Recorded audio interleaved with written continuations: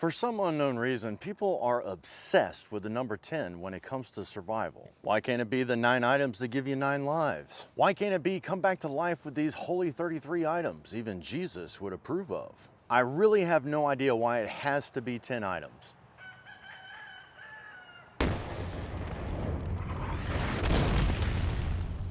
Here's 10 items that I won't leave home without.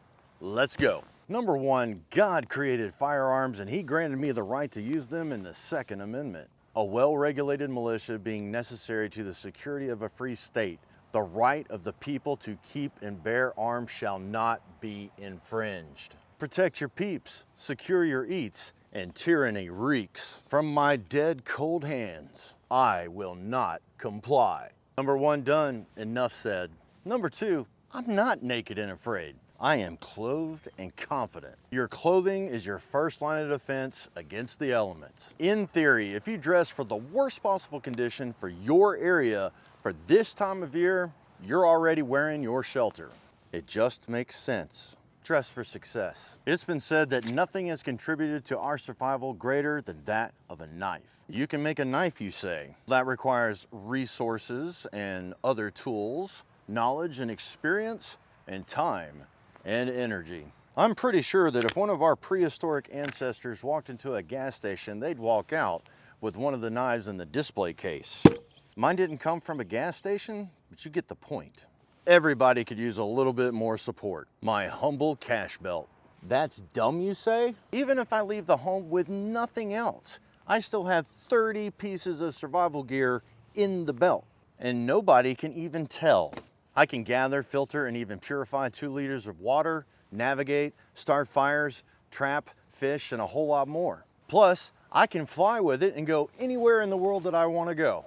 It supports my right to bear arms and secures my knife. I can even use it as a tourniquet. If that's not a Gray Man Force multiplier, I just don't know what is. Be a man. Don't show your ass. Number 5, fire is the gateway to meeting every single one of your survival priorities. You're not a cow, you don't have multiple stomachs, and you gotta cook your food. Boiling is still the best way to purify your water. Stay warm, stay dry, keep the pests and the predators away. And that just melted the tip of the iceberg. When it comes to fire, I don't play around. My fire kit has a Bic with Gorilla Tape and a Ranger band.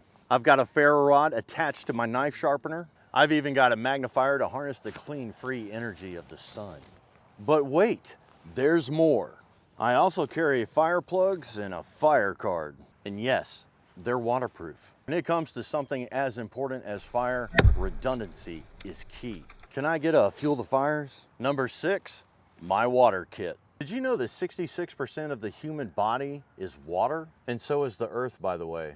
And only 1% of the water on Earth is suitable for drinking. When was the last time you boiled water using hot rocks from a fire? Or maybe dug and waited on a gypsy well? What about just making a simple container out of natural materials?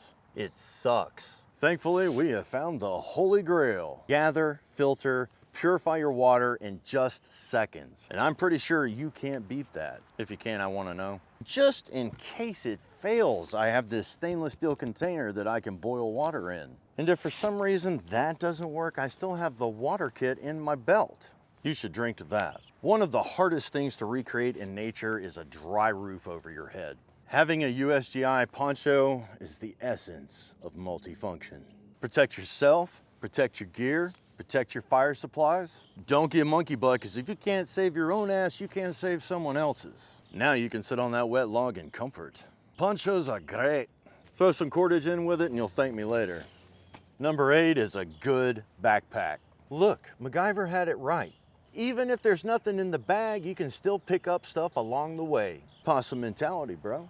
Keep your hands free and you'll see. Number 9, essential medicines. How good are you with pharmacology? Can you even spell pharmacology? If the poop hits the fan, drugs are gonna be at the top of the list, I promise.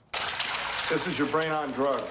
If you depend on medicine to keep you alive or sane, you better keep a 3-day supply at a minimum. Number 10, last but not least, the most important thing that I carry is... This station is conducting a test of the emergency broadcasting system. This is only a test. I'm just kidding. a totem. People have no idea how powerful their minds are. Everybody knows that your brain is the most important survival tool you've got. It's good to have something to motivate you and inspire you when you can't. What's the one thing in this life that would keep you going?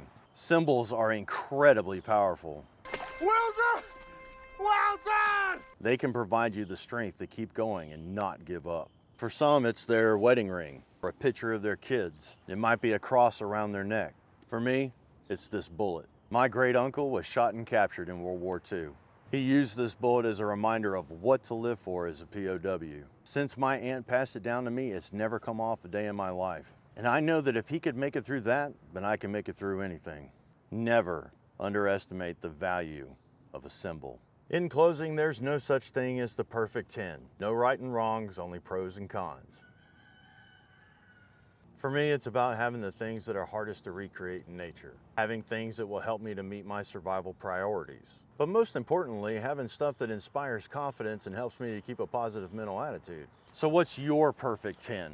Hey, if you're honey smack digging the video, then get in the comment section and fuel the fires. Do you want premium ad-free content? Duh. Content that's not censored by big tech. Of course. Well, with SD Insider, you can get behind the scenes and a whole lot more. Link in the description.